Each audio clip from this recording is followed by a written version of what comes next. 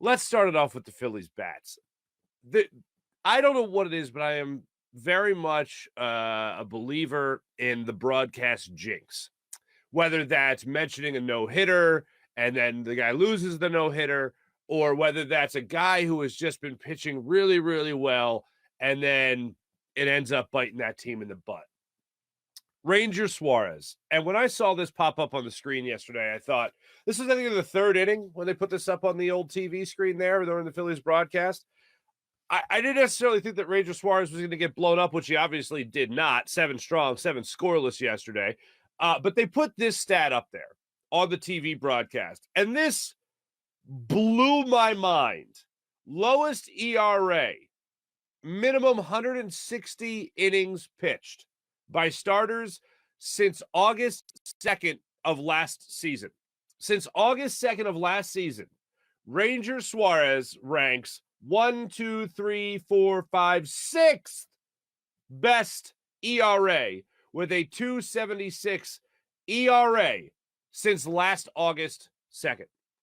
So over the last year, essentially, over the last full season, Ranger Suarez is only behind, and here's the names that blew my mind: Max Scherzer, Max Fried, Julio Urias, Sandy Alcantara, Corbin Burns, Ranger Suarez. Those are some pretty good names to be behind. And Ranger Suarez ranks right there on the list. Our friend Tyvita, haven't seen you in the chat in a minute. I know you're not a big Ranger Suarez fan. You're not really waiting for him to break out, but he has broken out.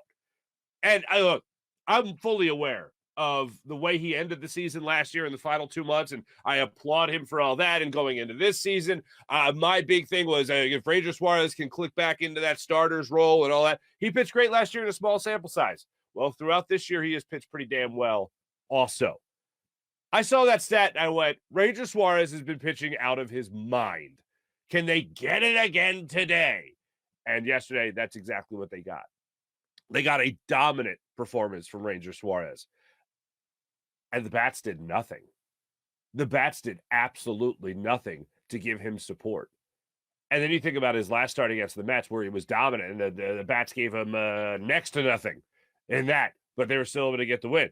I was amazed, absolutely amazed with what he was doing yesterday. And after the game, Rob Thompson said that Suarez didn't have his best stuff by any means, but he was able to battle through. He looked like he had his best stuff. He was at like 70 pitches in the 7th inning. Like, he was pretty efficient throughout the ball game yesterday, but the bats just didn't come around for him. And you look at different examples of these bats, for instance, or bad plays on the base paths. And you look at that first inning, Bohm gets the 2-out double. JT gets hit. Castellanos comes out and strikes out. Those are 2 outs in the inning, get runners on first and second. Castellanos wasn't able to cash in that instance. Later in the ball game, Rhys Hoskins in the 5th inning, he's on first base. Alec Bohm hits a line drive to right field. Aquino's in the right field for the Reds. He goes back on the ball, tracks down the ball from Alec Bohm, fires to first, and I'm thinking, no way.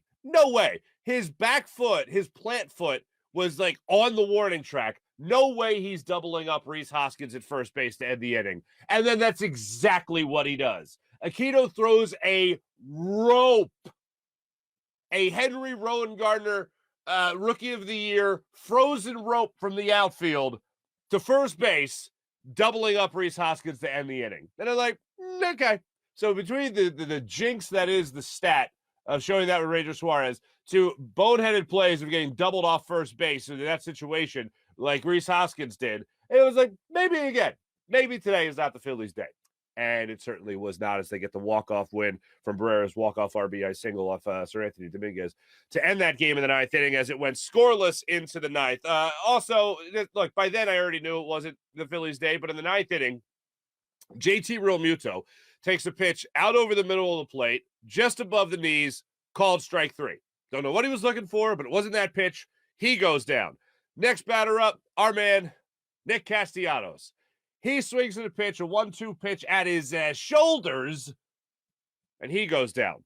All right. Kyle Schwarber grabs a bat. They decided to give him an at-bat in this ballgame, a pinch hit at-bat, much like they did in, game 2 against the Mets. Hey, 1-1 ball game. Run matters big time. It can change the outcome of the game. Let's get Schwarber up there and see what he can do. He fouls out. Next thing you know, we got ducks on the pond for the Reds in the bottom of the 9th inning, and they walk it off. Phillies take 2 of 3 from the Reds before heading back to Citizens Bank Park to take on the Mets for a 4-game series, including a doubleheader.